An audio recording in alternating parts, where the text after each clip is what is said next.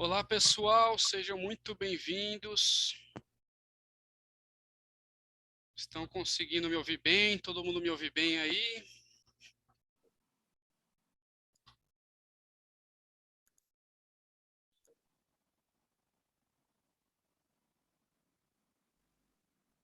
Pessoal, me escutam bem?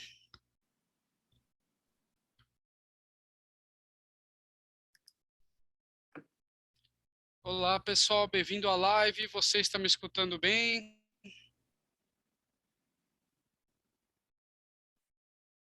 Mônica, Rodrigo, doutora Marise, você está me escutando bem? Sim. Ah, que bom, achei que vocês não estavam me ouvindo. Bom, pessoal, muito bem-vindos a mais uma live aqui na parceria da MedNow com os três professores que hoje vão dar sobre osteoporose e o cuidado do próprio curso. Então, a gente vai aguardar mais alguns minutos enquanto o pessoal está entrando. Gostaria muito que o pessoal que está entrando, todos os convidados que estão participando da live, comentassem um pouco de qual área, né, se são da saúde, qual área vocês são, se são fisioterapeutas, educadores físicos, se são médicos. Então, se vocês puderem falar, e também muito legal falarem no chat aqui de onde vocês são, né? E aí enviarem também eventuais perguntas para os palestrantes responderem aí ao longo da live. Então, pessoal, vamos mandando aí no chat de onde vocês são, quais áreas, né? Qual área vocês fazem parte, tá? Enquanto a gente está esperando o pessoal, mais gente entrar. Essa vai ser uma live de perguntas e respostas, com algumas perguntas que a gente separou, são perguntas cruciais, que são constantemente perguntadas, né, feitas tanto para o fisioterapeuta quanto o educador físico e o médico. Então, hoje a gente vai usar e abusar desse conhecimento tríplice, né, essa tríade, né, no cuidado com o paciente, do fisioterapeuta, da fisioterapeuta, que no caso aqui é a Mônica, aí eu aproveito e já peço para a Mônica se apresentar e apresentar brevemente para quem está participando dessa live, quem que você é, Mônica? Boa tarde, boa noite, pessoal. É um prazer estar aqui nessa live. Meu nome é Mônica Longo de Oliveira, eu sou fisioterapeuta, doutora na área de ciências endocrinológicas, pesquisadora da Unifesp. Legal, então a gente tem, como eu estava comentando, uma fisioterapeuta, a gente tem também o educador físico, o professor Rodrigo Nolasco. Professor, se você puder também se apresentar brevemente. Olá, pessoal, boa noite. Então, eu sou o Rodrigo Nolasco, sou pós-graduando, né, doutorando pela Unifesp, junto ao setor de doenças osteometabólicas, e venho atuando já há alguns anos com pessoas portadoras de doenças osteometabólicas, como a osteoporose. Muito obrigado, Rodrigo. E por fim, também uma endocrinologista, a doutora Marise Lazzaretti, que se pudesse apresentar também. Boa noite a todos. Obrigada pela oportunidade de estar aqui com vocês, pela MedNow. Eu sou endocrinologista, né? Sou médica e sou atualmente professora da Escola Paulista de Medicina, da Unifesp. Lá eu chefio o grupo de doenças osteometabólicas já há alguns anos, então a gente foi acumulando uma larga experiência no tratamento da osteoporose, e juntamente com Mônica e Rodrigo, a gente criou lá um programa de atenção ao paciente com osteoporose, focado justamente na reabilitação e na atividade física, e por isso que a gente criou esse curso aqui, que está sendo veiculado pela MedNow, que é justamente para profissionais da saúde que querem saber um pouco mais em como lidar com esse paciente que tem ou que está querendo prevenir a osteoporose, ou que está já com osteoporose e que precisa fazer algum tipo de atividade física durante o seu tratamento, né? Então, pessoal, como é que vai funcionar a dinâmica aqui? Né? Já com base nesse contexto que os 3 palestrantes apresentaram.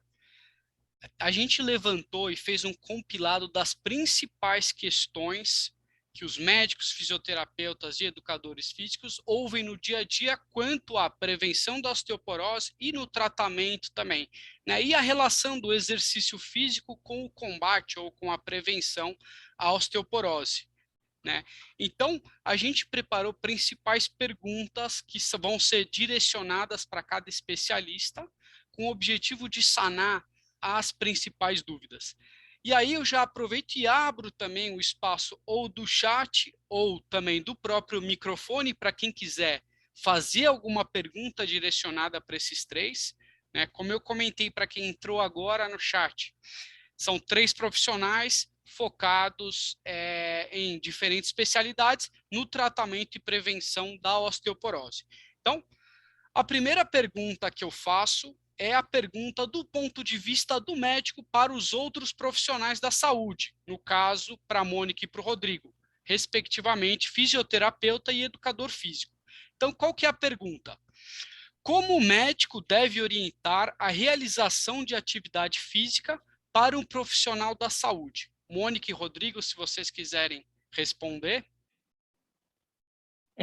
Na verdade, eu acho assim, que o médico ele deve encaminhar para o profissional da área da saúde com o diagnóstico e com alguma coisa que queira colocar a mais. Então, por exemplo, esse indivíduo tem uma osteoporose importante, severa, ou uma osteopenia. E, na verdade, né, até para isso mesmo que a gente está realizando esse curso, que é justamente para que os profissionais da área de saúde saibam o que fazer com esses pacientes, né? Tanto na prevenção quanto no tratamento.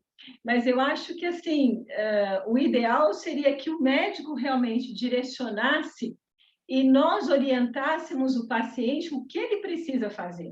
Só que muitas vezes o que a gente percebe é que o médico ele fica com receio de mandar para algum profissional que não vai entender direito o que fazer com aquele paciente. E há exercícios indicados e contraindicados para a osteoporose. Então, por isso a importância desse curso, dessa tríade de profissionais trabalhando junto, desse trabalho multidisciplinar, para que a gente possa trocar ideias, conversar melhor a esse respeito. Ótimo, Mônica. Complementando, existem algumas condições especiais, né, ao paciente com osteoporose. Então, além disso que a Mônica comentou, os níveis em relação à classificação desse paciente e o grau da doença. Então, esse é um ponto importante. O profissional, partindo do pressuposto que o profissional, no caso educador físico, vai procurar uma informação na literatura sobre treinamento para prevenção e tratamento da osteoporose. Hoje nós temos treinamentos de baixa, moderada e alta intensidade sendo aplicado para pacientes com algum grau de fragilidade óssea. Mas o médico ele tem todo um histórico, a evolução desse paciente. Então, o médico pode trazer algumas informações nesse encaminhamento, né, que pode facilitar o trabalho desse educador físico ou do fisioterapeuta. Então, informando sobre risco de quedas, sugerindo, né, para que esse profissional faça alguma testagem na capacidade funcional. Né, se a gente interpretar a informação que um exercício de alto impacto pode ser interessante para melhorar o osso, nós temos que considerar outras variáveis, né? Não especificamente o tecido ósseo. E o médico pode trazer essa pré-abordagem, né? E manter a comunicação. Esse é um ponto importante. Além disso, há outras questões que envolvem o tratamento da osteoporose. A gente não vai focar exclusivamente no tecido ósseo. Então, em que momento do tratamento medicamentoso esse paciente está? Talvez até que tipo de droga ele esteja tomando para atenuar ou metabolizar o ganho de massa óssea. Se esse paciente suspender a massa óssea, pode ter algum tipo de desfecho diferente no dia a dia desse paciente? Então, existem algumas informações que podem ser facilitadas, né, para que esse profissional possa atuar de uma maneira mais assertiva, sem expor esses pacientes a risco. Muito legal, Rodrigo. Obrigado, Mônica, também. E agora eu passo, antes da gente abrir para o público, inclusive, pessoal, vocês que estão participando, vocês têm alguma questão relacionada ao tema, fiquem à vontade para tanto enviar no chat essa pergunta, ou vocês podem usar a ferramenta de levantar a mão aqui no Zoom de vocês, que daí eu posso abrir o microfone individualmente para a pessoa fazer essa pergunta. Então, aqui a dinâmica ela vai ficar muito mais legal se vocês também participarem e se vocês também perguntarem para os profissionais as suas dúvidas.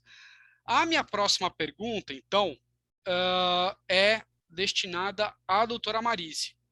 Quando é necessário suplementar o indivíduo com cálcio?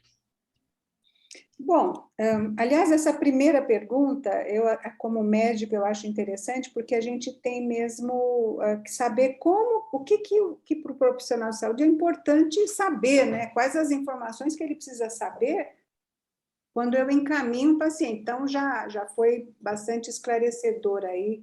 Quanto mais informação a gente puder dar, parece que é melhor, né? Então, inclusive, pedir para mandar os exames, né? Porque o profissional vai poder olhar lá o grau da osteoporose, avaliar se já teve fraturas ou não. Então, acho que quanto mais informações, seria melhor mesmo para mandar.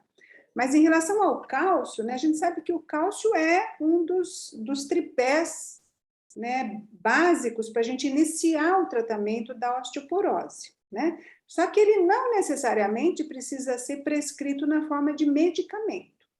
Em geral, a gente até prefere que o suporte de cálcio venha dos alimentos. Então, a gente sempre recomenda, quando o paciente pode tomar e consumir laticínios, o laticínio é a principal fonte de cálcio do nosso organismo.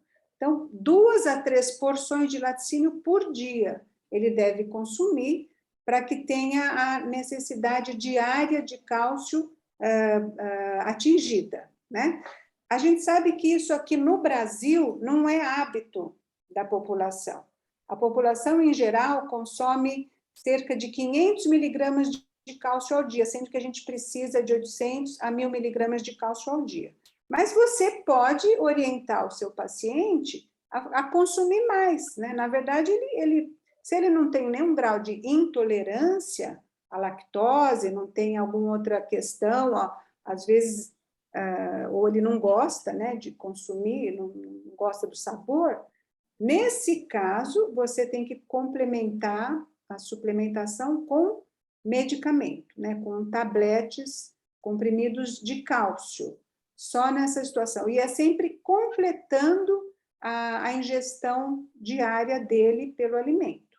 E no alimento, a gente sempre tem que contar assim, alimentação diária de um indivíduo brasileiro que tem uma alimentação habitual, sem nenhum laticínio, você já deve computar entre 250 e 300 miligramas de cálcio.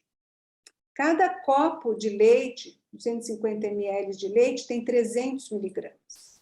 Então, ele precisaria dos 250 a 300 que ele já consome na dieta sem laticínios, mais 2 a 3 porções de laticínio, que pode ser queijo, pode ser iogurte, coalhada, ricota, né? Os únicos derivados de leite que não são fontes de cálcio é a manteiga e o creme de leite.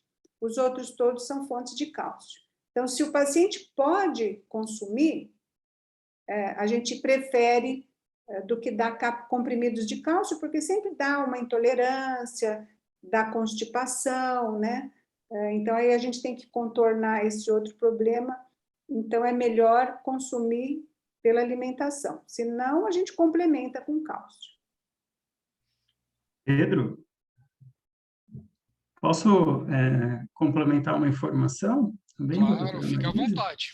Apesar de não ser médico, né, como a gente fala da prevenção, e o papel do profissional da área da saúde, no caso, educador físico e fisioterapeuta, também é lembrar que nesse programa de prevenção, então vamos considerar um treinamento de moderada a alta intensidade. A suplementação de cálcio também pode fazer a diferença, especialmente em situações de alto impacto, ou esportes repetitivos, né, que são condições que podem levar à fratura por estresse. Então, hoje já tem sido bem demonstrado pela literatura que a suplementação de cálcio para atletas ou mesmo pessoas saudáveis que estejam fazendo um programa de exercícios focado nesse aspecto, né, em melhorar a saúde óssea. O cálcio pode fazer a diferença também. E, muitas vezes, os atletas profissionais e amadores podem não estar olhando para esse aspecto. E aí entra o papel do médico, do nutricionista, do educador físico, orientar, né, trazer essa informação. Senão o efeito positivo do exercício, ele não é potencializado, se não houver essa nutrição adequada. Só para complementar esse aspecto do lado esportivo. Perfeito, e eu acho que isso vai ser o legal da nossa discussão, esse complemento, e é isso que a gente busca aqui, né? 3 pontos de vista e aí as 3 óticas. Então, quanto mais complementar sobre a pergunta, melhor. Eu acho que maior o ganho. Bom, vejo que o pessoal não tem dúvida, reforço, se tiverem dúvida, fiquem à vontade para mandar no chat, que ou eu leio a pergunta para os profissionais, ou eu também posso abrir o microfone. Dado que não tem pergunta, eu vou passar para a próxima pergunta, e aí mais voltada já no tratamento da osteoporose. Então, e aí vejo que essa é uma pergunta também que eu vejo que aparece muito. Apareceu no curso diversas vezes e aparece também, imagino que apareça no dia a dia dos profissionais da saúde. Quando há falhas ou suspensão do tratamento medicamentoso da osteoporose, há algum cuidado que deveria ser observado aos pacientes para atividades diárias e práticas de exercícios físicos? Aí essa é a pergunta para o educador físico e também para o fisioterapeuta e também para a médica. Então, sim, porque as atividades de vida diária, para paciente que tem osteoporose, ou até mesmo osteopenia, isso é importante destacar. Osteopenia fratura, pessoal. Osteopenia fratura. Então, por isso tem que tomar cuidado com os exercícios, né? Mas também com as atividades de vida diária. Então, é importante, por exemplo, orientar esses pacientes quanto como fazer uma cama. Parece uma coisa boba, mas não é. Como fazer uma cama, como sentar, como levantar de uma cadeira, como deitar, como levantar de deitado para sentado.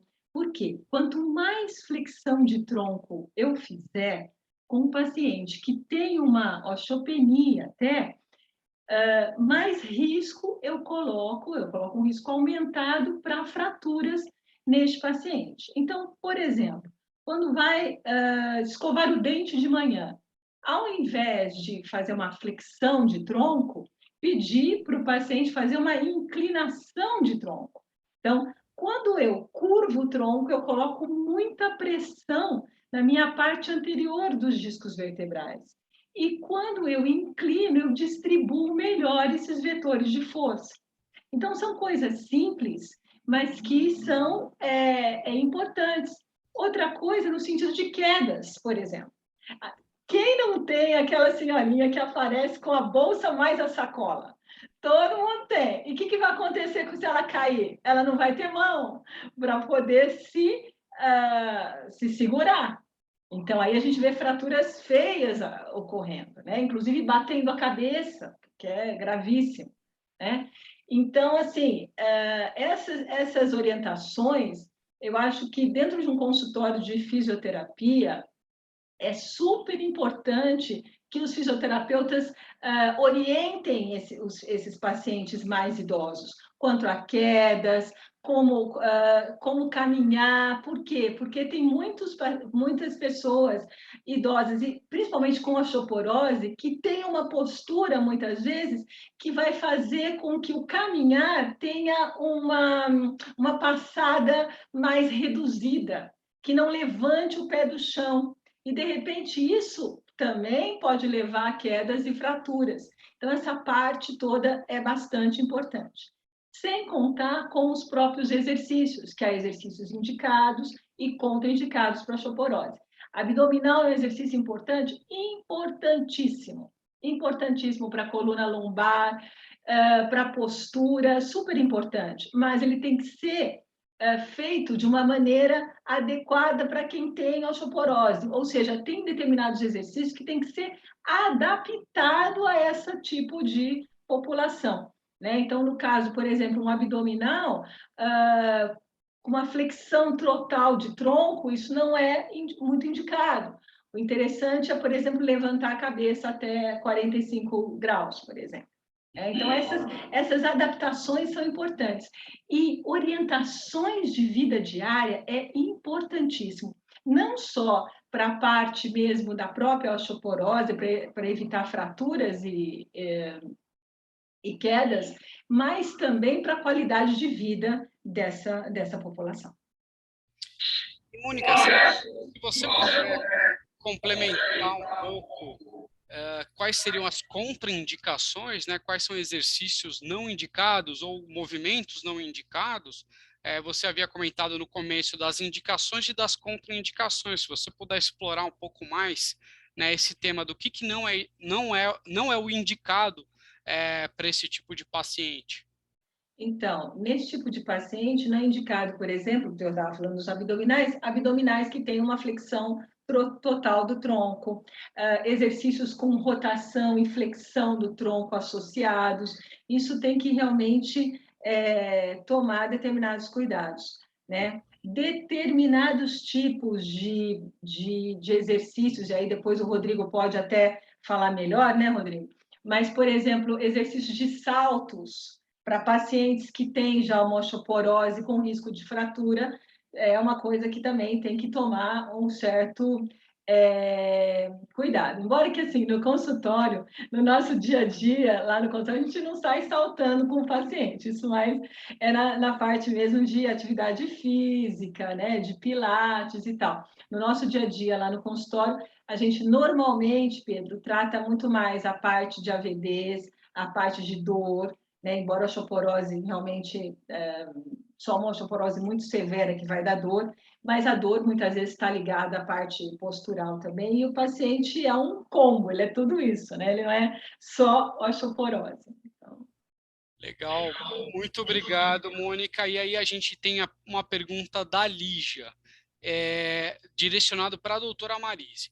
Como escolher a melhor opção das medicações para a osteoporose? Aí fugindo um pouquinho do tema do exercício, mas aí indo também para as medicações.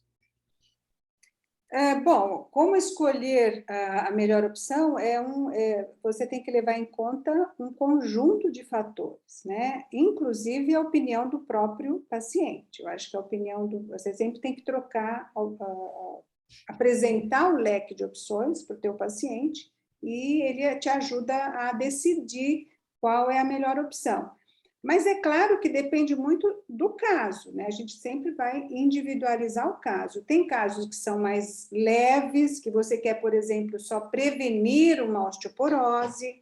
Às vezes o paciente nem tem osteoporose, mas ele está caminhando para uma osteoporose, você pode já intervir, bloqueando a evolução. E tem casos que são muito graves, que já acabaram de ter uma fratura, tem uma massa óssea muito baixa, né? Então, são medicações muito diferentes que você pode usar num estado e no outro. Em geral, nessa primeira fase, nesse primeiro momento, a gente usa os antirreabsortivos, que são medicamentos que impedem a perda óssea, que acontece naturalmente na nossa vida, depois dos 30, 40 anos de idade, a gente começa a perder massa óssea gradativamente, e na mulher, especialmente durante o climatério, a perda é muito mais acentuada, é muito mais rápida pela questão da deficiência estrogênica. Então, nessa situação, por exemplo, a reposição hormonal é considerada uma opção interessante para a mulher. Você fazer reposição hormonal, nesse início, você está já prevenindo a progressão da perda óssea. Mas, além disso, os bisfosfonatos, que são os antirreabsortivos mais utilizados no mundo, né, também podem servir para essa situação. Agora, tem as situações que são já mais avançadas, mais graves, né? E aí você pode lançar mão ou de medicamentos ainda antirreabsortivos, mas que tem um papel já mais anabólico, que seria, por exemplo, o denosumab, que é um anticorpo monoclonal contra o RANKL ligante, né, que são, o nome comercial é Prolia, só existe um nome no mercado, ou usar os anabolizantes, né, que são os estimuladores de formação óssea.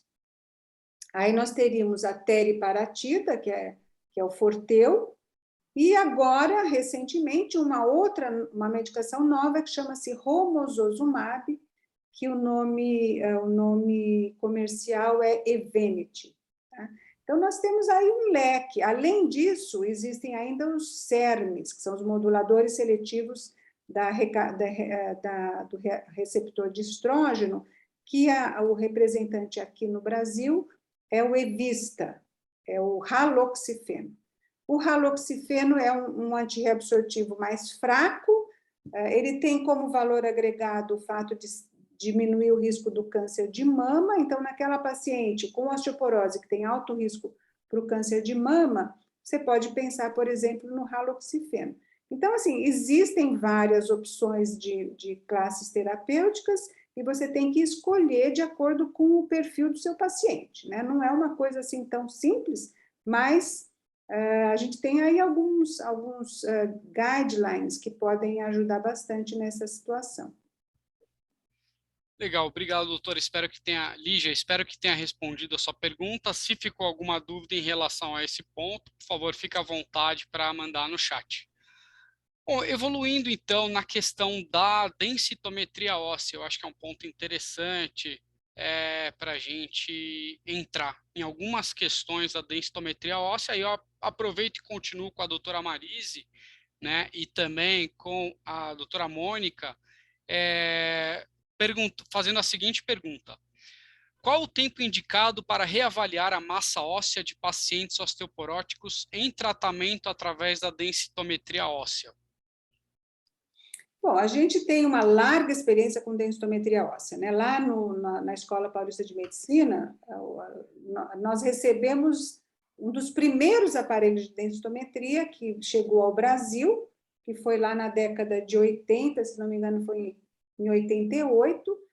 A gente já começou a fazer densitometria óssea, já se trocaram, os aparelhos foram sendo aprimorados, foram trocados, então nós temos uma larga experiência com o exame de densitometria óssea, que é o exame que a gente usa para acompanhar o paciente, para fazer diagnóstico de osteoporose e para acompanhar o paciente ao longo do tratamento. A gente sabe que o osso muda muito lentamente, né? As variações do tecido ósseo são identificadas na densitometria se a gente dá um intervalo maior entre as medidas. Intervalos muito curtos, a gente não vai conseguir ver mudança nenhuma na densitometria, embora seja um exame com uma sensibilidade muito boa. Mas, para quem está em tratamento, a gente pode dar entre 1 ano a 2 anos de intervalo entre uma densitometria e outra. Se você tem certeza que o paciente é aderente à medicação, você pode até fazer a cada 2 anos. Mas se você tem dúvida se ele está tomando direito à medicação, se ele está indo bem no tratamento, você pode fazer no intervalo mínimo de 1 ano, tá? Antes disso, só em situações muito especiais, a gente pediria um exame de densitometria, por exemplo, com 6 meses. Mas é muito raro. Na grande maioria das vezes, quando a gente está lidando só com uma osteoporose mesmo, é uma vez por ano ou até a cada 2 anos, né? Não precisa fazer antes disso.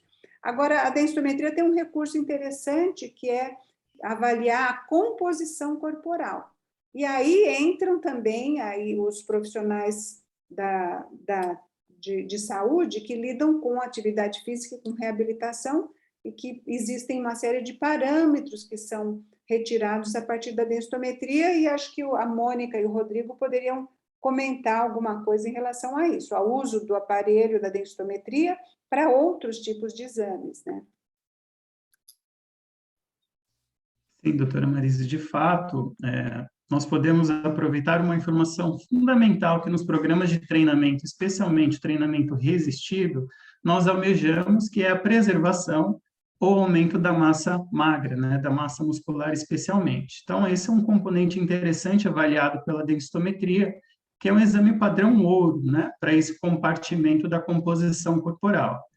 E essa também esse é um dos motivos também do nosso curso, né, tem um tópico do nosso curso que aborda, né, como interpretar esses resultados, né? E associado à função, então aí entra o papel do teste funcional e mais essa informação oriunda da densitometria, a gente consegue ter um panorama melhor da evolução do programa de exercícios, a médio e a longo prazo, né, principalmente, como a doutora Marise pontuou. Então, a densitometria é uma ferramenta muito útil em estudarmos os efeitos do exercício na preservação e mesmo da nutrição sobre a qualidade muscular. E aí, complementando também, tá aí uma coisa importante para o fisioterapeuta, né? É saber como está essa densitometria do paciente, né? Se puder liberar esse exame para que a gente possa realmente ver como é que está essa densitometria do paciente, se ela está com uma osteopenia, se está com uma osteoporose, né? Como que ela está, para a gente poder realmente abordar em diferentes frentes, né? Então, isso é uma coisa, é um dos exames importantes aí para que um fisioterapeuta tenha em mãos quando for tratar de um paciente com osteoporose ou osteopenia, é uma densitometria óssea, né? Conjuntamente, de preferência também com uma composição corporal, porque como o Rodrigo falou, é importante que a gente olhe para o todo desse paciente. E ainda, Pedro, sobre o ponto de vista ósseo, né? O efeito ósseo do exercício, dos programas de exercício, a gente está acostumado a avaliar a força, por exemplo, no intervalo de 3 a 6 meses, né? Que é uma capacidade onde você avalia e consegue obter resultados, entre aspas, positivos mais rapidamente. E o tecido ósseo, como a doutora Marise bem pontuou, ele é um tecido que demora para se transformar, né? Então, a diminuição da massa óssea é rápida, mas o ganho é demorado. Então, muitas vezes, vou submeter um indivíduo a um protocolo de exercício resistido de alta intensidade mais impacto. Em 3 meses, em 6 meses, eu vou observar algum efeito. Muito provavelmente não, né? Considerando a massa óssea. Então, é importante ter essa paciência, esse olhar clínico, né, sobre a densitometria, porque os resultados vão demorar um pouquinho para aparecerem em programas supervisionados de exercícios. Então, essa informação é fundamental, né? Não ter essa ansiedade de esperar um resultado claro, muito claro na densitometria. E lembrar, se você submeter o seu paciente a um programa, ou o seu grupo, a um programa de exercícios, e houve uma preservação, por exemplo, da massa óssea no intervalo de 6 meses, 1 ano ou acima disso, isso é um fator positivo, né? Às vezes é essa confusão em relação à densitometria. A densitometria não houve um aumento da densidade mineral óssea areal, mas ela estabilizou. Isso é um fator positivo quando nós olhamos a densitometria. Mas eu não vou falar mais, senão a gente conta muito do curso. Vamos guardar. Não, muito legal. E aproveitando aqui, né, para quem entrou agora, só para explicar um pouco mais, né, o curso que o professor Rodrigo vem comentando, essa é uma live que faz parte de um curso muito maior, né, um curso de 68 palestras aí que chama Cuide dos Ossos do Seu Paciente, que são 9 módulos que abordam para cada ponto de vista, então o ponto de vista do fisioterapeuta, de novo, do educador físico e do médico, o tratamento, a prevenção do paciente com osteoporose. Então é muito interessante para profissionais de educação física, fisioterapeutas e médicos também, e até outros profissionais da saúde, terem esse tipo de conhecimento que você adquire a partir desse curso. Então, para citar alguns módulos aí desse curso, né? Então, o primeiro módulo, noções gerais da doença, definição, importâncias epidemiológicas da própria osteoporose.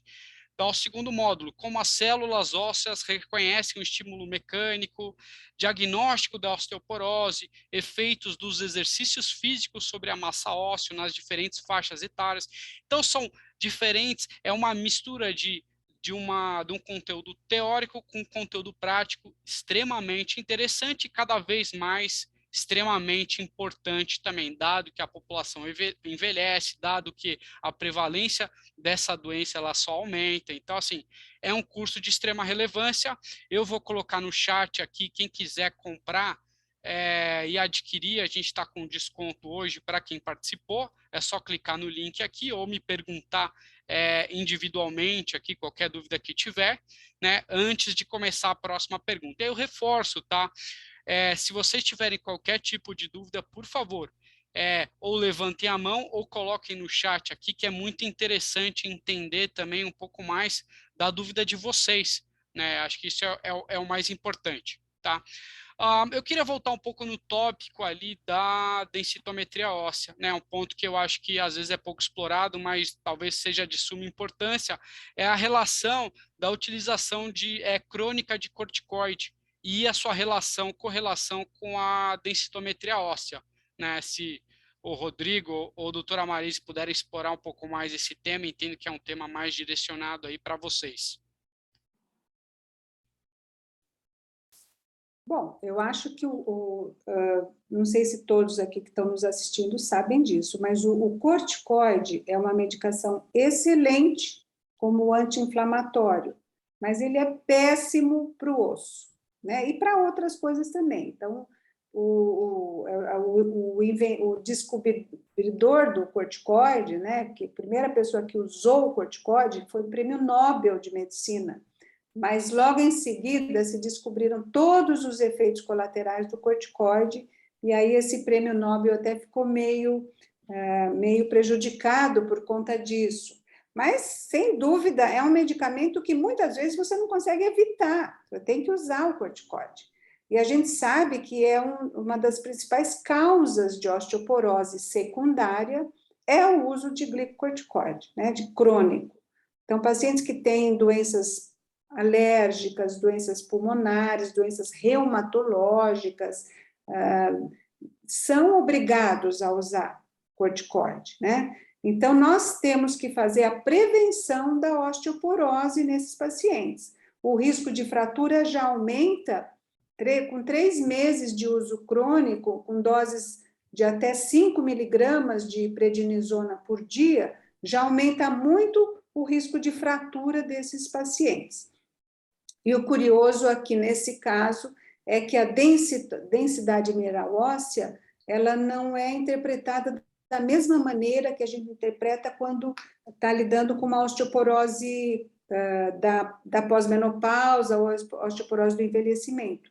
Porque no uso do glicocorticoide, o paciente pode fraturar mesmo com densidades mais normais até. Às vezes, com uma densidade normal, ele faz uma fratura por fragilidade. Então, a gente tem aí protocolos, e a densitometria óssea ela tem que ser interpretada de outra maneira, né? A gente deve, preferencialmente, fazer a densitometria antes de iniciar o tratamento com corticoide, e aí, nesse caso, 6 meses depois do uso. Se houve perda, mesmo que não tenha osteoporose, é indicação para a gente iniciar um antirreabsortivo, um bisfosfonato aí da vida. Tá? Então, nesse caso, a densitometria, ela ainda representa o risco, mas ela é interpretada de outra forma. Tá? Ela não reflete a gravidade da doença como a gente vê na osteoporose pós-menopáusica. Muito legal. Rodrigo, algum ponto? E eu ia complementar que, além dessa armadilha, entre aspas, da densitometria, o grande objetivo do tratamento medicamentoso ou não medicamentoso da osteoporose é a prevenção de fraturas, né? E aí o educador físico, né, e o fisioterapeuta tem um papel fundamental, que é a prevenção de quedas. Nós podemos fazer isso fortalecendo a musculatura, melhorando o equilíbrio corporal, melhorando a coordenação motora. Então, é um tipo de informação fundamental associada à densitometria e à comunicação com o médico, né? E a gente volta lá para a nossa primeira questão, de interpretar a condição do paciente numa visão mais integral, né? Não olhar só o aspecto ósseo. Agora é um momento onde nós temos que preservar músculos e função, capacidade funcional, para que esse indivíduo não venha a cair, né? E, consequentemente, aumente o risco de fraturas. porque, complementando, o uso de corticoide também leva à sarcopenia, né? A uma importante sarcopenia, uma importante perda de massa muscular também, além da massa óssea. Legal, então vamos agora para acho que seria legal a gente ir para a parte prática, né, da prevenção, e aí voltar para aquele tema que a Mônica estava comentando, dos cuidados, né, das tarefas simples do dia a dia, quais são os cuidados e como é que a gente consegue ensinar um paciente ou instruir um paciente a qual que é o indicado, né, como fazer as atividades do dia a dia corretamente para minimizar ou mitigar esse risco de fratura, né, ou de queda, ou de algum exercício indevido. Então, minha pergunta é super objetiva e é uma pergunta que a gente ouve bastante. Quantos passos por dia são necessários para estimular os ossos a se remodelarem? Bem, a caminhada, a princípio, não é um exercício de alto efeito osteogênico, né? Mas ela é muito útil em outros aspectos, né? Na manutenção da composição corporal, na independência física, mobilidade, mesmo como um estímulo cardiorrespiratório importante, né? Considerando essa visão integral do paciente. Mas alguns trabalhos demonstraram que em torno de 7.000 passos, então, se considerar uma medida de 0,8 metros a 1 metro, isso pode equivaler a 5 a 6 quilômetros, dependendo do tamanho do passo, seria uma distância para preservar a massa óssea ou promover algum ganho. O difícil é que hoje a maioria das pessoas não caminham 7.000 passos de uma forma contínua, né? Para idosos, é recomendado entre 3 a 5.000 passos, mas aí a gente tem que tomar cuidado para também não sugerir ao paciente sair andando por aí, já que as nossas calçadas não são adequadas, a habilidade desse paciente, né, a sua capacidade funcional pode não ser adequada. Então, a caminhada é um exercício muito interessante, mas a gente tem que usar com alguns cuidados, né, considerando o aspecto ósseo. E, Rodrigo? Só complementando também, como você tinha falado de atividades de vida diária, né? Uma coisa importante é assim, coisas, como você falou, né? Uma coisa simples do dia a dia. A avó vai pegar o netinho no colo, né? Normal, muito, muito comum. Então, o que acontece? Muitas vezes, a pessoa vai estar longe uma da outra para pegar o bebê. Então, na verdade, tudo o que você traz, uma alavanca muito grande, você está colocando mais força em cima dos ossos.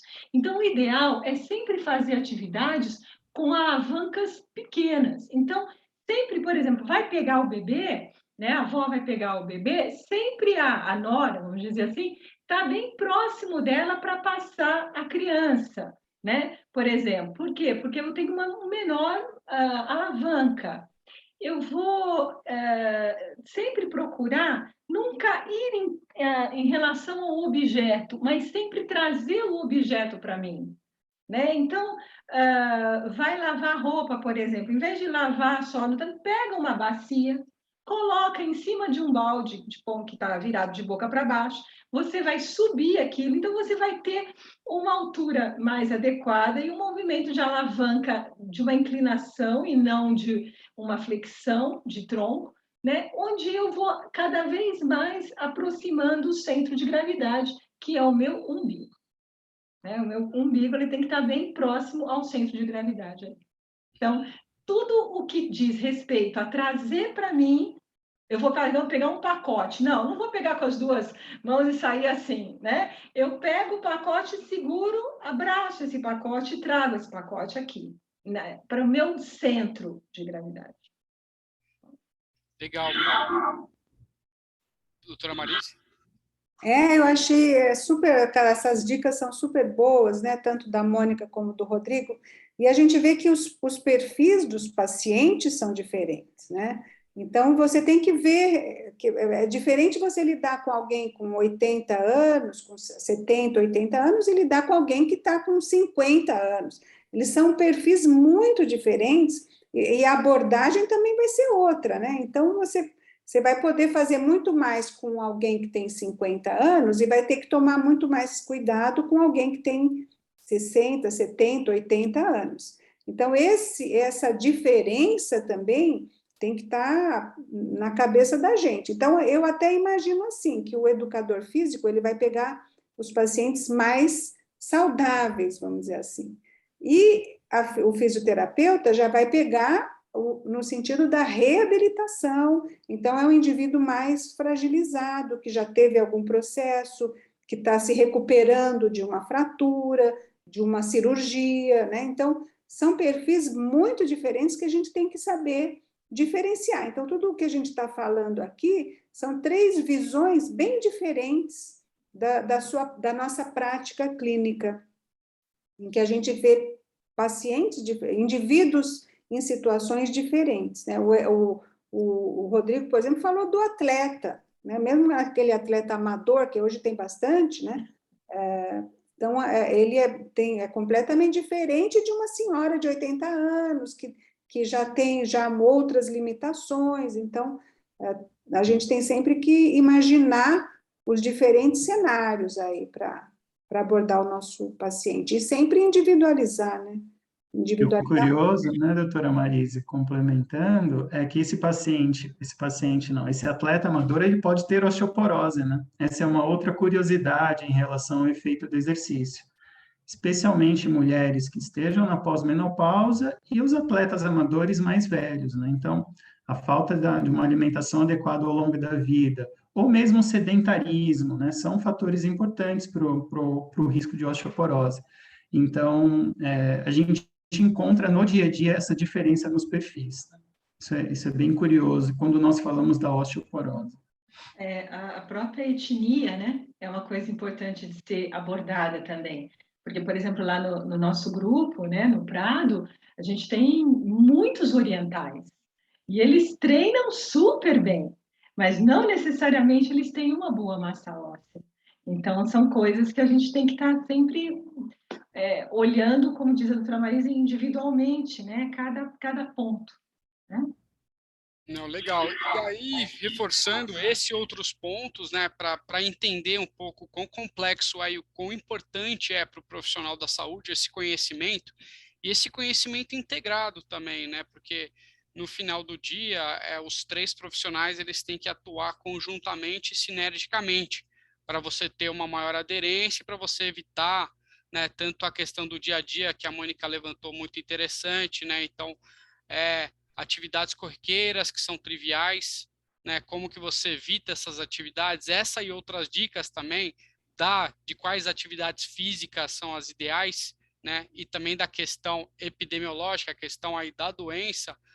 Todos esses pontos você encontra no curso Cuide dos Ossos do Seu Paciente, né? Que foi coordenado pelos 3 também, e aí está no chat o desconto. Então, para você, profissional da saúde, que quer se especializar e ter isso como diferencial, a gente recomenda fortemente. Aí, porventura, se tiver qualquer dúvida, quiser entrar em contato com os 3, também faz parte do curso essa interação também. Né? Então, fica aqui para você que está participando, clicar no chat aqui, né? Tem o link aqui, e clica e já compra, que a gente está com 50% de desconto desse curso apenas hoje, tá? Então, muito interessante, aí voltando um pouco na questão da atividade física para esse tipo de paciente, aí eu direciono essa pergunta aí mais para o Rodrigo, né, o educador físico, e aí fica naquela questão, como é que você estimula a atividade física sem piorar, por exemplo, uma artrose ou ainda desencadear uma osteoartrite? Como é que funciona esse equilíbrio? Sobre o ponto de vista de orientação do programa, Pedro, obviamente nós vamos primeiro fazer uma investigação da condição física desse paciente, através da anamnese, teste, da comunicação com o médico, né? A partir desse agregado de informações, eu vou prescrever um programa e considerar também a vontade do paciente, né? Aí entra o papel do educador, né, orientador. Algumas atividades podem não ser adequadas nesse primeiro momento de intervenção, mas futuramente sim. Então, a gente tem que fazer esse meio campo, né, em motivar o aluno a se manter ativo, isso é o mais importante, com alguma atividade que traga algum tipo de de prazer para esse aluno praticar, mas que, ao mesmo tempo, não se distancie do objetivo principal, que é prevenir fraturas e, de alguma forma, preservar ou melhorar o tecido ósseo. E aí nós temos um leque de exercícios que são interessantes sobre o ponto de vista da osteogenia e melhorar o tecido ósseo. Então, o exercício resistido, as atividades de impacto, a gente pode incluir a caminhada, a corrida, esportes que promovam algum tipo de impacto, tênis, squash, mas são atividades que vão ser aplicadas de acordo com a evolução e capacidade funcional deste paciente. Porque essa mesma atividade que é interessante para o tecido ósseo, ela pode ser degradante, dependendo do nível de fragilidade deste paciente, né? Especialmente a fragilidade óssea. Sob o ponto de vista da cartilagem, os trabalhos têm demonstrado que as atividades, elas não promovem atividades físicas de alta intensidade em relação ao efeito crônico, uma degradação acentuada, ou melhor, algo que seja muito prejudicial para a cartilagem. Isso é um pouco controverso, né? Os trabalhos têm demonstrado que há uma flutuação em relação à espessura cartilaginosa de diferentes perfis atléticos, incluindo atletas, nadadores, levantadores olímpicos, corredores. Então, nós temos que considerar que essas atividades de impacto também vão ser utilizadas de uma maneira organizada e planejada. Então, se eu quero melhorar a massa óssea através de uma atividade física de impacto, eu não vou fazer isso ao longo da vida desse paciente. Nós vamos fazer uma periodização, uma organização do treinamento para flutuar, né, para variar essa intensidade do exercício e não trazer danos a longo prazo, né? Agora, se o paciente associado à osteoporose tem a osteoartrite, já tem um prejuízo articular, aí eu tenho que preservar a autonomia física desse paciente, a independência física e a autonomia, para que ele não sinta dor. Se o paciente estiver num quadro de dor, por exemplo, o meu foco vai ser o alívio da dor. Então, talvez esse paciente não vá treinar, não vai fazer exercício naquele dia. Mas esse é um ponto importante. A gente não pode distanciar o paciente da atividade física, porque isso também vai trazer prejuízos. Ele vai perder força muscular, pode ter uma atrofia, isso vai potencializando, né, degradando mais as cartilagens de outras articulações e trazendo mais prejuízos para a independência física desse paciente.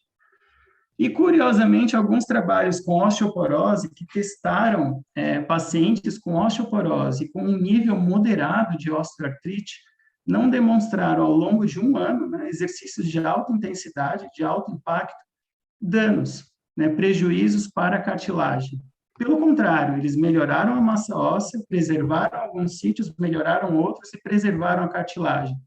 Para a gente pensar um pouquinho, né, que a gente pode organizar o treino de acordo com a aptidão do paciente. Legal, e a gente, muito legal, muito interessante esse ponto, e aí eu vou abrir aqui para uma pergunta no chat que a gente recebeu aqui, para a doutora Marice. A pergunta da Rosana: qual é a melhor indicação medicamentosa para pacientes que continuam com osteoporose após o uso de bifosfonatos por mais de 5 anos? Essa é a primeira pergunta, tem 2 partes, aí depois eu complemento, se você quiser já responder. Tá bom. Bom, então, como o Rodrigo já disse, a gente nunca não espera necessariamente um ganho na densitometria para dizer que o tratamento está funcionando. A não perda progressiva que vem ao longo do envelhecimento já é uma resposta satisfatória e já reduz o risco de fratura. Mas vamos supor que você queira mudar a sua estratégia de tratamento quando ele perdeu massa óssea. Se ele perdeu massa óssea apesar do bisfosfonato, aí sim indica mudança de estratégia.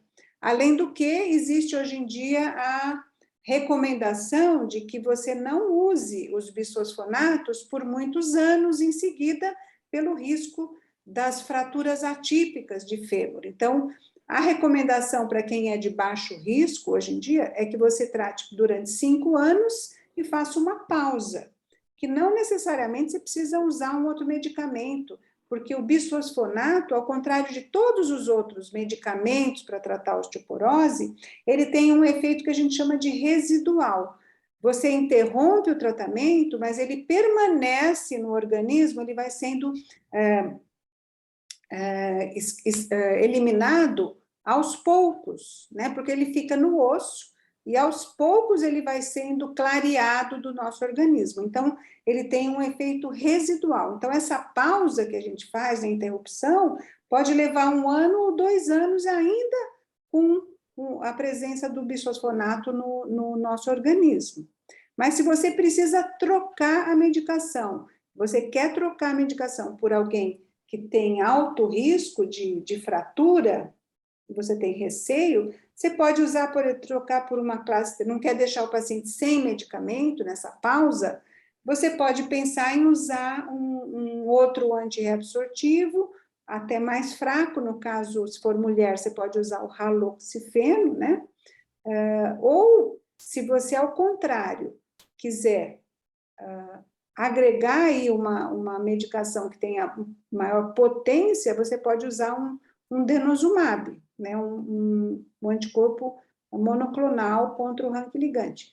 Ou, se, por exemplo, ele tratou 5 anos com bisfosfonato, teve perda óssea, ou teve uma fratura, então é um indivíduo de altíssimo risco, você pode usar uma medicação anabolizante, você pode mudar para uma teriparatida ou para um romosozumab, por exemplo, né? Então, vai depender do cenário.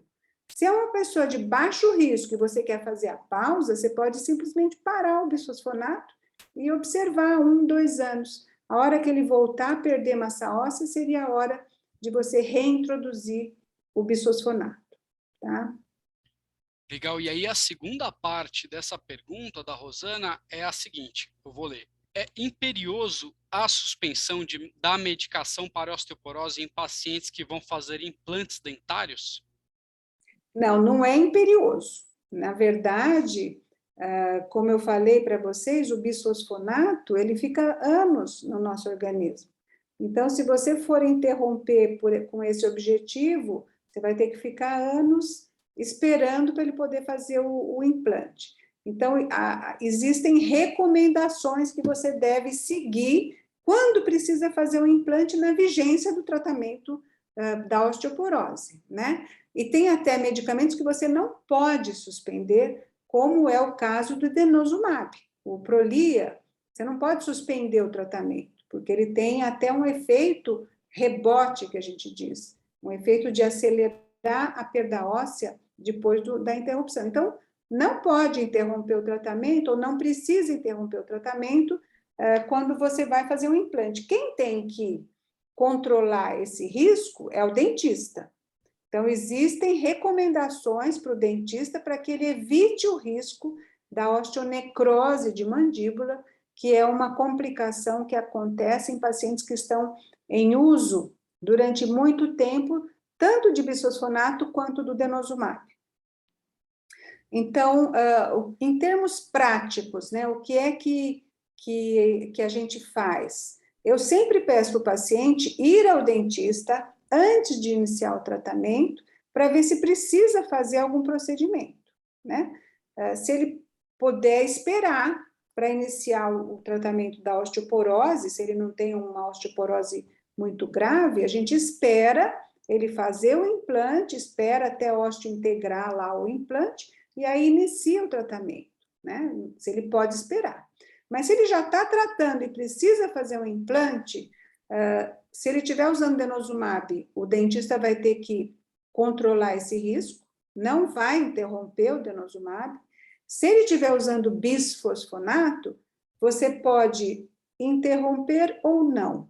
Se você for interromper em alguém que é baixo risco para fratura, quer dizer, tem uma osteoporose leve, você pode interromper e falar para o dentista que, olha, depois de 3 ou 4 meses, ele pode fazer um implante, mas a gente sabe que o bisfosfonato ainda vai estar lá, né? Então, ele vai estar com um pouco menos de bisfosfonato, mas ele vai estar lá. Mas ele teria que aguardar aí uns 3 meses se ele quiser aguardar.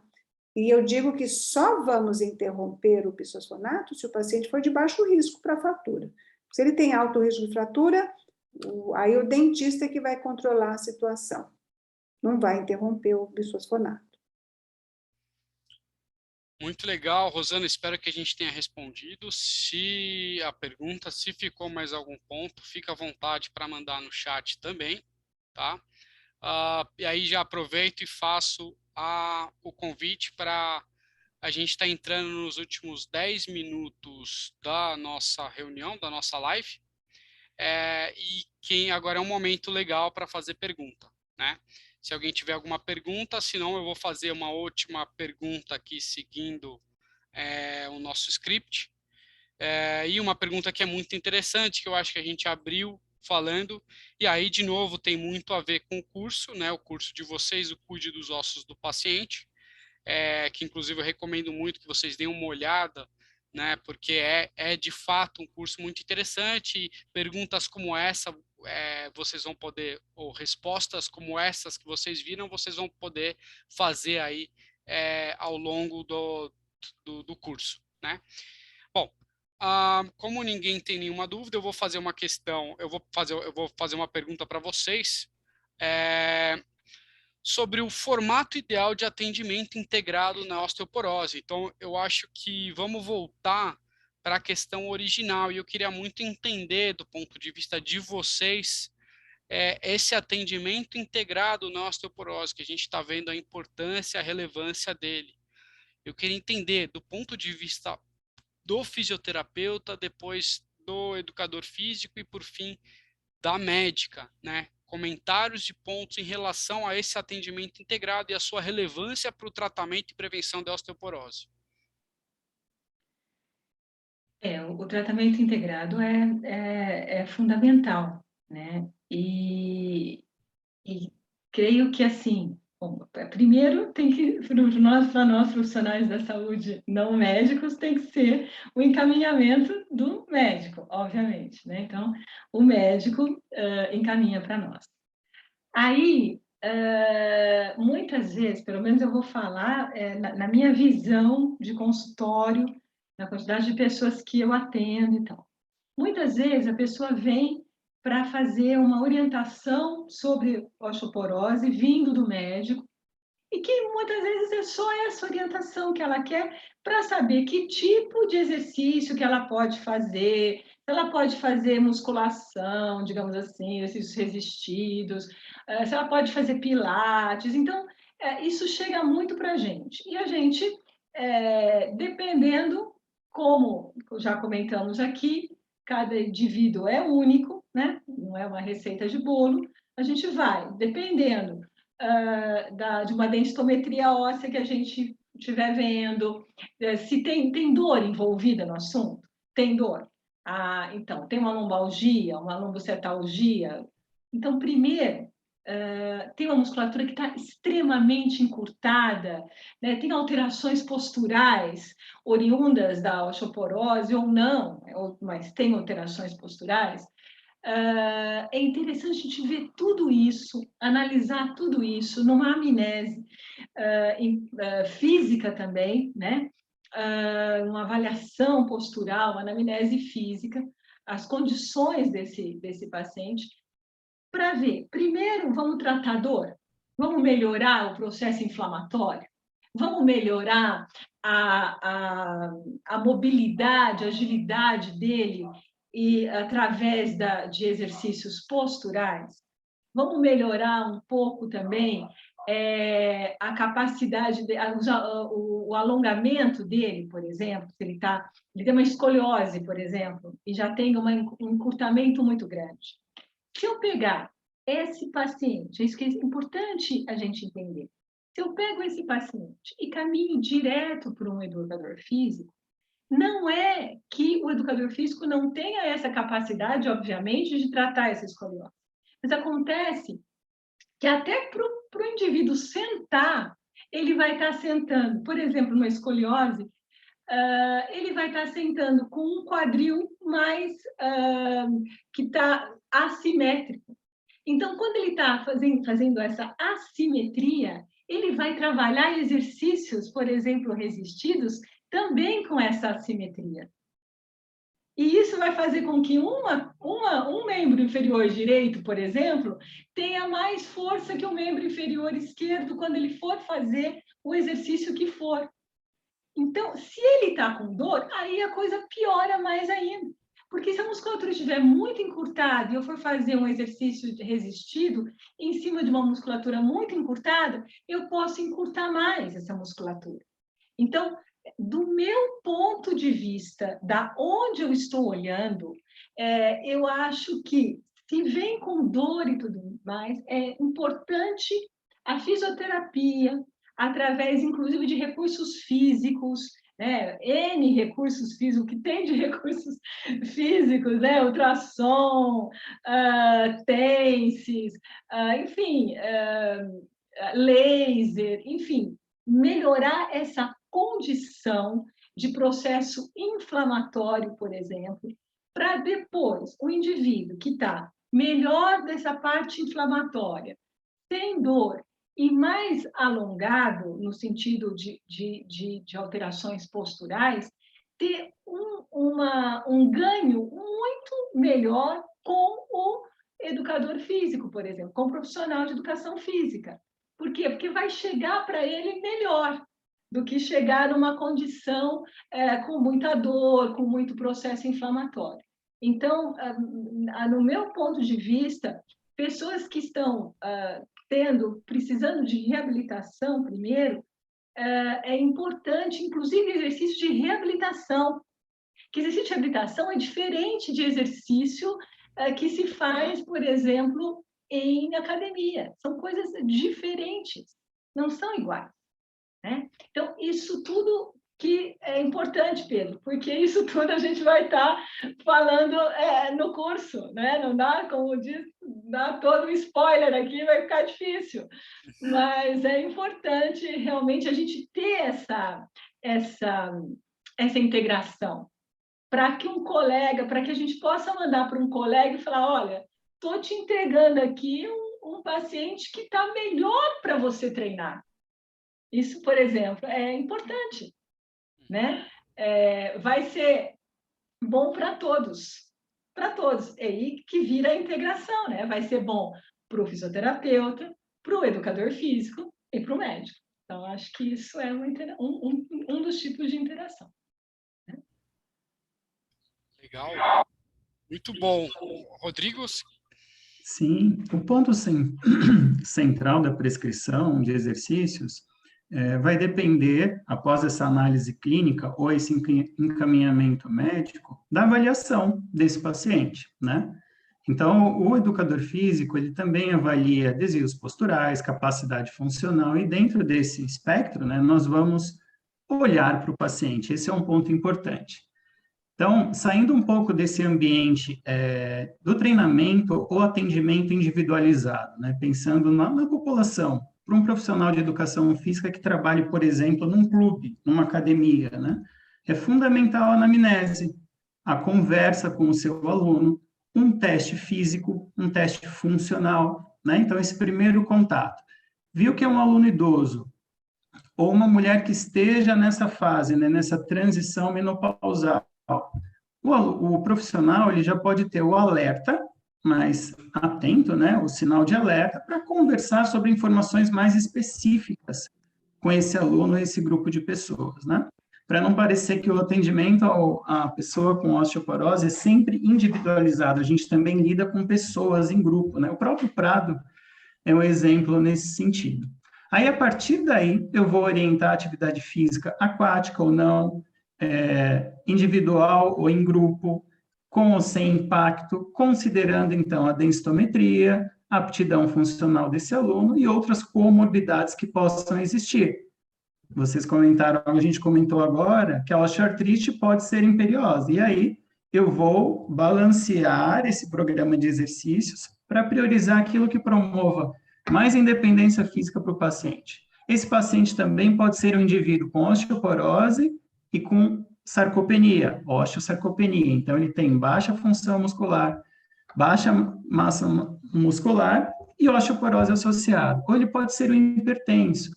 Então, o educador físico, ele tem essa visão global do todo, né?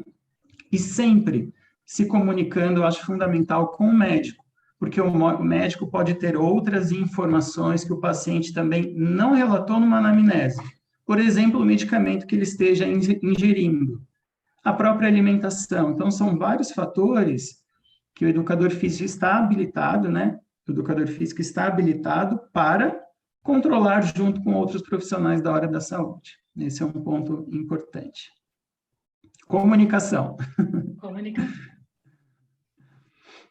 Bom, eu, como da parte médica, eu acho que essa interação é fundamental, né? Tanto é que nós, lá na Escola Paulista de Medicina, organizamos o PRADO, que é o Programa de Reabilitação e Atividade Física para o paciente com osteoporose, já há uns 15 anos, né? Uns 20 anos atrás, reconhecendo que só o tratamento medicamentoso não é suficiente para você prevenir fraturas e prevenir queda e manter a qualidade óssea e muscular, porque o músculo caminha junto com o osso, eles caminham juntos.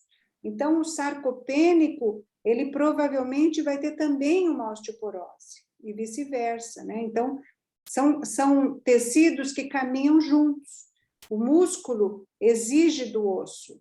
Se ele está fraco, ele vai exigir pouco do osso, então ele vai provocar mais perda óssea.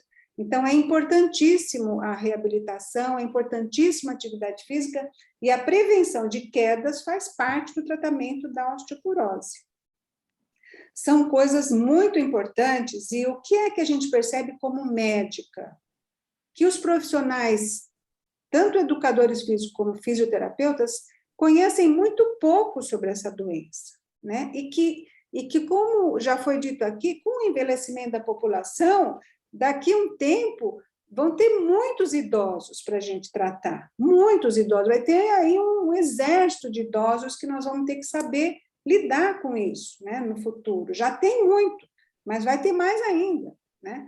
Então, nós temos que aprender e temos que nos capacitar para isso. Eu sei que muitas vezes o colega médico tem receio de mandar um paciente com osteoporose para fazer uma atividade física numa academia, porque o profissional que está lá não vai conseguir orientar e, às vezes, até aumenta o risco de fratura desses indivíduos. Então, é importantíssima a capacitação desses profissionais, né? Como aqui Rodrigo e Mônica, né, que são altamente capacitados, são indivíduos profissionais que têm grande experiência. É muito diferente de você mandar um paciente para o Rodrigo ou para a Mônica do que mandar para alguém que não tem essa visão de osteoporose e de risco de fratura. Então, acho que o objetivo desse curso é realmente capacitar para que essa equipe funcione em prol do nosso paciente, reduzindo risco, reduzindo sofrimento e reduzindo a mortalidade, porque a fratura antecipa a morte desse indivíduo. Então, a gente vai estar aí fazendo um belo trabalho se a gente conseguir prevenir as fraturas dos nossos pacientes. Legal, uau, que baita conteúdo. Queria agradecer vocês três aí pela presença no curso. Dado que não tem mais nenhuma questão, então a gente vai fechar. E eu também aproveito para falar que a gente vai enviar por e-mail, essa live foi gravada, e a gente vai mandar por e-mail para vocês, para quem participou, para poder assistir e voltar em algum ponto. E aí, se tiver qualquer dúvida, fiquem à vontade para nos enviar, e principalmente deem uma olhada no curso, que é um curso muito legal, vale muito a pena entrar lá. Tá bom? Bom, pessoal, uma boa noite, Mônica, Rodrigo e Marise, uma boa noite, pessoal que participou, uma boa noite para vocês também, espero que vocês tenham gostado. Até logo, pessoal. Boa noite, pessoal, boa noite. Boa noite. Para vocês. Tchau. Tchau, tchau.